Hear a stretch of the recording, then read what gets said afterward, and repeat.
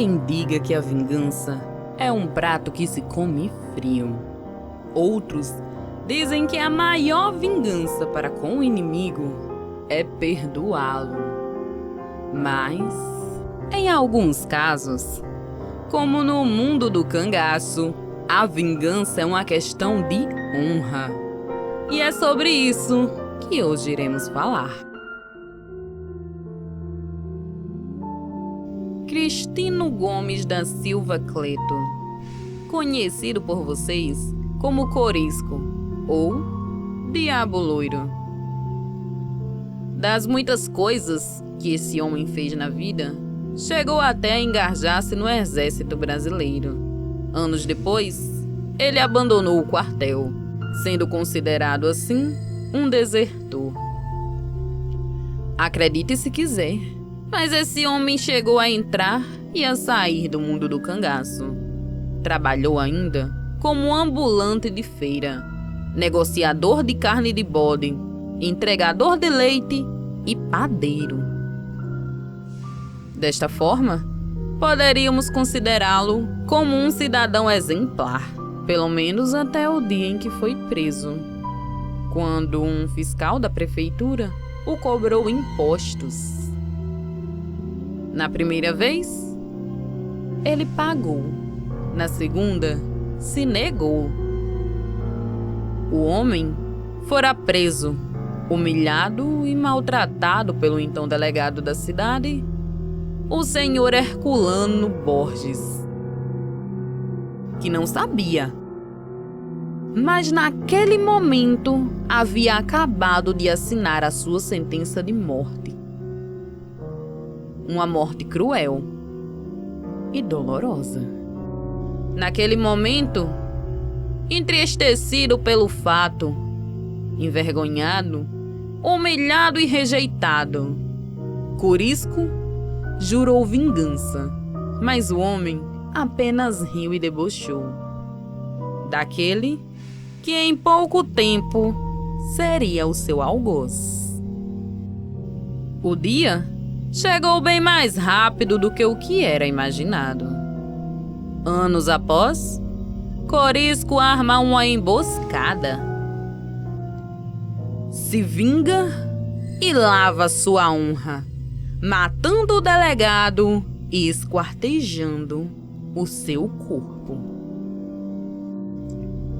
Das muitas perversidades que aquele homem fez em sua vida de cangaceiro, uma nos chama a atenção, pois foi um ato cometido contra toda uma família de inocentes.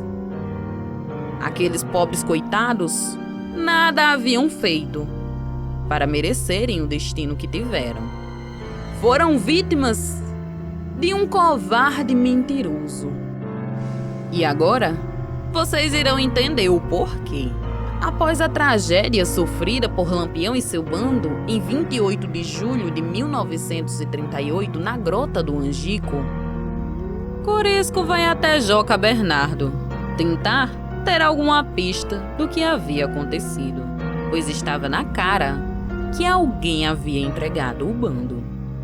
O desgraçado havia sido o delator do bando, e como se não bastasse, em um ato de covardia extrema, jogou a culpa para Domingos Ventura e sua família, condenando naquele momento uma família de inocentes à morte certa. Alguns dias após esta conversa, Corisco, Dadá e mais alguns companheiros vão até a fazenda Patos para se encontrarem com Domingos e sua família, prontos para cometerem um dos atos que mais nos chocam nas histórias sobre o cangaço. Ao chegarem na casa do homem, eles comeram, beberam e conversaram, lamentando ainda o ocorrido com Lampião e seu bando. Aquelas pessoas não imaginavam que em poucos instantes entrariam para a história de uma maneira tão trágica. Corisco pediu lápis e papel e começou a escrever um bilhete. Enquanto escrevia, um dos cangaceiros pediu para Domingos e seu filho o acompanharem até o curral, pois queriam conversar com ele. Foram buscar ainda mais 2 rapazes. Aquele dia, nem as mulheres da família escaparam da fúria dos impiedosos cangaceiros.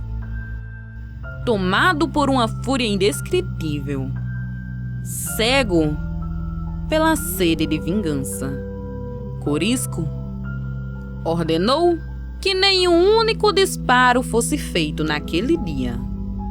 Todos aqueles que ali estavam reunidos foram mortos a golpes de punhal. Foram degolados vivos e tiveram suas cabeças decepadas. Uma das mulheres estava com um bebê recém-nascido nos braços. Ela e mais 3 crianças, de 10, 11 e 12 anos, tiveram as suas vidas poupadas.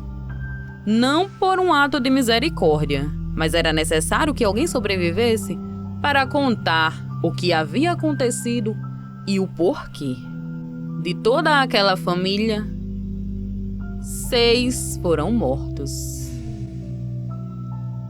E já era noite quando os cangaceiros foram embora. Mas antes disso, ainda dançaram, beberam e festejaram o feito, achando eles que haviam lavado a honra de Lampião, vingando as mortes que acontecera na Grota do Angico. Mas mal sabiam eles que haviam acabado de cometer um engano, que aquelas pessoas eram inocentes e nada deviam para terem sido sentenciadas à morte de uma maneira tão trágica e impiedosa. Como se não bastasse, Corisco reuniu as cabeças que foram degoladas, mandou que colocassem em um saco e que as crianças fossem entregar na casa das autoridades da cidade, junto com um ameaçador bilhete que dizia que, junto com as cabeças que rolaram no Angico, muitas outras iriam rolar. Severo. Eu sou Juliana Ávila e esse é o canal Na Rota do Cangaço.